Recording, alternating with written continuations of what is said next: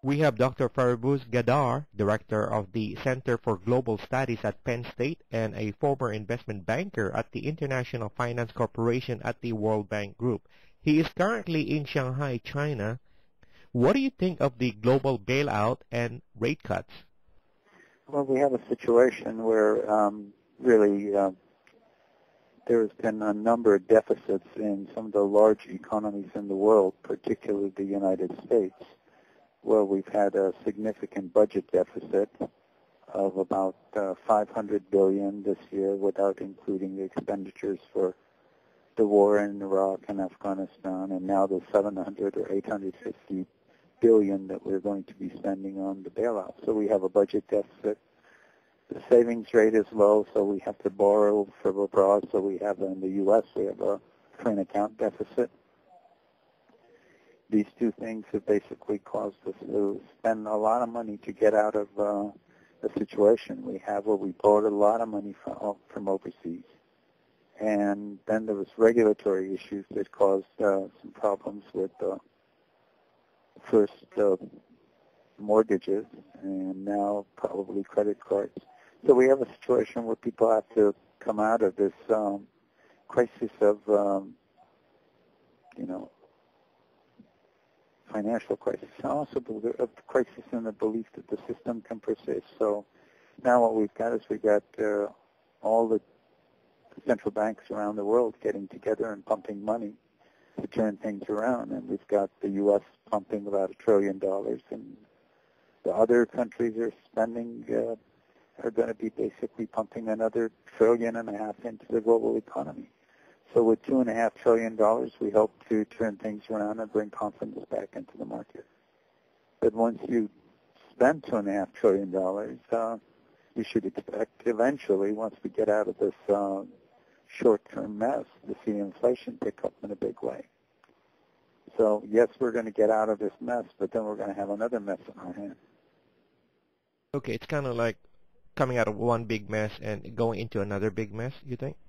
Well, we're coming out of a short-term mess, which is devastating, and going into a long-term situation where we pumped a lot of money, and eventually it'll be inflationary, and it'll be accompanied most likely with a slowdown in economy. So we have a slowdown in global economy, certainly the ones who've been buying things and have current account deficits, and so those economies read into that U.S. and parts of Europe, and basically that's going to have an impact even on the economies that have had surpluses, like China and India. So here we are. So yes, I think we're going to see the 1970s over again, where we're going to have a long period of stagflation, where the economy is going to grow very, very slowly, and it will be accompanied by inflation. It will take us a while to get out of it, just like it took about a decade to resolve that issue. And the similar economic situation existed in the 70s, and we're going to find ourselves in the same thing. It's going to take us a decade to get out of it.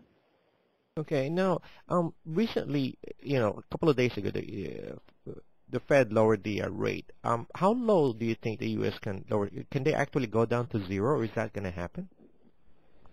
Well, I mean, theoretically, we can go down to zero. The Japanese went down very close to zero.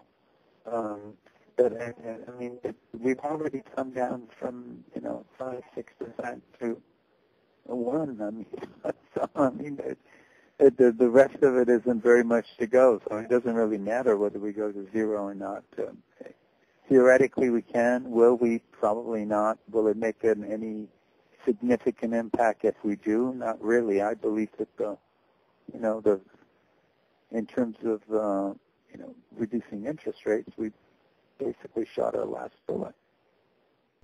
Since there's a lot of liquidity that's being pumped into the market by the governments all over the world, banks are not lending money. So what do you think can reverse the layoffs? Because it's affecting the companies themselves. What do you think can reverse the layoffs, cutbacks, and the credit freeze for businesses?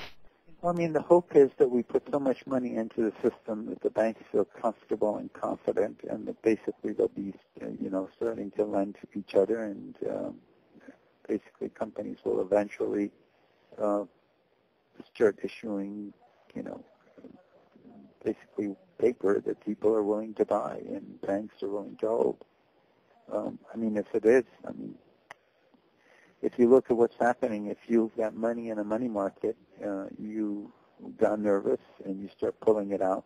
And anybody that had, $300,000, $400,000, $500,000, which is not that much money, decided to split it up and put it into 3 or 4 different banks with maximum $95,000, so that they fall into the $100,000 guarantee of the FDIC.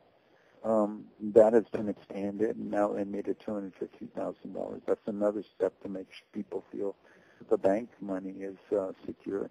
But even $250,000, if you stop and think about it, a small company that has 5 or 6 employees and has to pay payroll, that's not that much money either. So now we're trying to make every effort possible to make sure that the money market is safe and secure. So that's what we've done.